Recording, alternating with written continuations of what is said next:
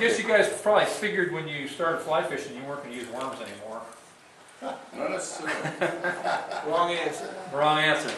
But actually, aquatic worms are a legitimate food form.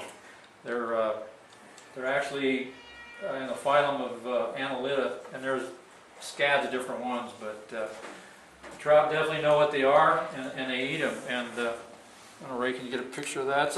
There you go.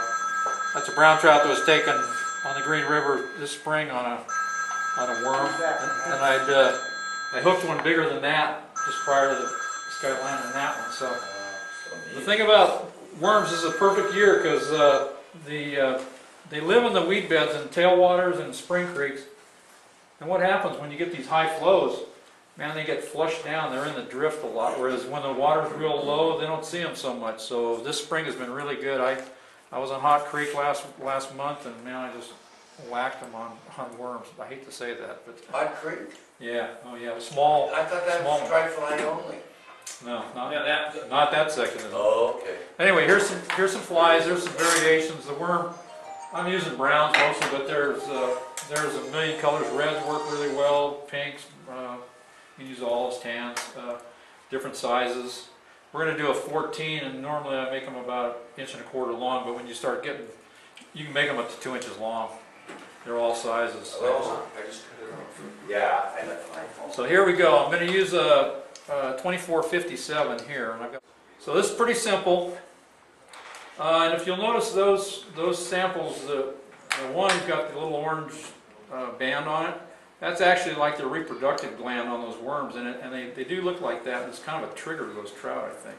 They see that little bright spot and they kind of key in on that thing. So anyway, I'm going to start my thread right up at the front here. And what I want to do is cover the entire shank pretty good.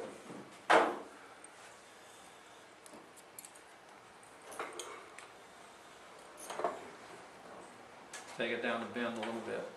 I usually coat the shank.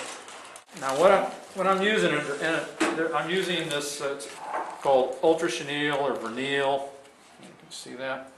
And there's different sizes. So this 14, I'm actually using the small one. This size is a little bigger. If you're going to use some bigger hooks, you can go to a bigger and this bigger chenille. And what I've done is you take a cigarette lighter and burn the ends on these things to get a taper on it. So you can see how that's got a taper on the end. Does that show? Yeah. So the way I'm doing that is just with a cigarette lighter. And if you get a little overzealous there, you'll melt it right down into your fingers. So you kind of have to be careful. But all you do is you get the cigarette lighter, and you just get close to it. Zoom in on that, Ray, a little bit. Ray, get in. You see that, Ray? See, there you go. Oh. But basically, you don't touch the vernille. You just get close to it. You kind of move the vernille, because if you get too close, it's gone right away.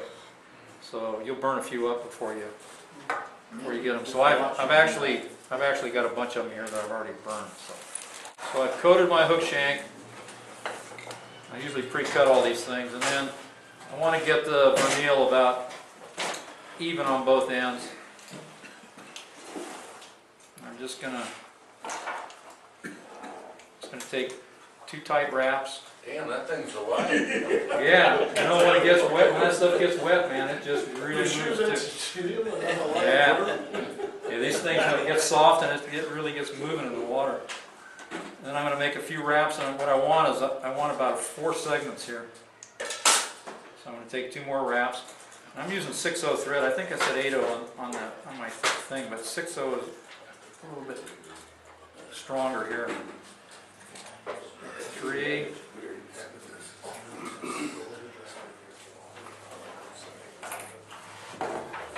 And then I'm going to come in here and just going to whip the head off.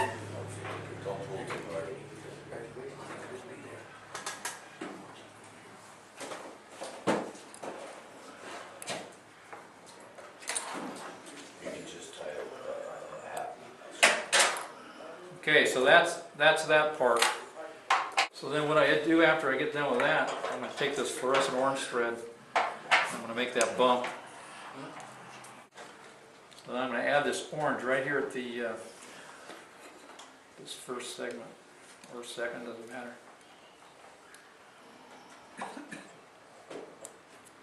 You want to kind of build this up.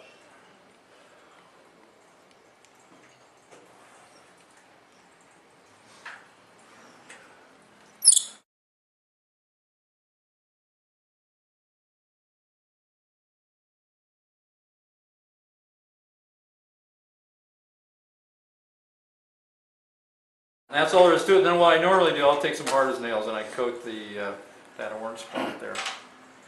But, pretty simple, but say that's, I hate to say it, but it's pretty effective. It's right up there with glow bugs for simplicity. Cool.